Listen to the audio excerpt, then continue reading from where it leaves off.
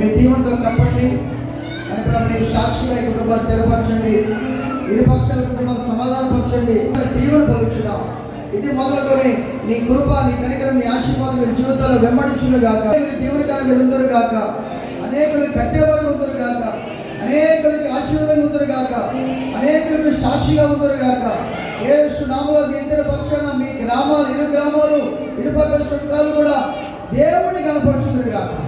ఆ విధమైన వ్యక్తిత్వం, 5 లక్షణాలు మీలో ఉండరుగా కనపరచును. ప్రతి విధమైన శరీర సంబంధమైన లైఫ్ ఆత్మ సంబంధమైన అలంకరణ, ఆత్మ సంబంధంగా మీరు కట్టబడులుగా చేస్తున్నారు, వాక్యము నెరవేర్చుదురుగా చేస్తున్నారు. దీవెనతో ఆయన నింపుతూ ఆశీర్వదిస్తూ బలపరుస్తూ నీ కృపా మహిమేశ్వరులతో నింపమని బలపరచాల్సి దీవించున్నాడు. కూడి వచ్చిన ప్రతి ఒక్కరిని బట్టి, కుటుంబాలను బట్టి అందరినీ కూడా ప్రభా యేసు క్రీస్తు నామములో ఆశీర్వదిస్తున్నాం. వారు చేసిన ఏర్పాటు చేసిన ప్రతి విధులను కూడా ఆశీర్వాదంగా మార్చండి, దీవెనకరంగా మార్చండి ప్రభా. అందరికీ సమృద్ధి ఇవ్వండి ప్రభా.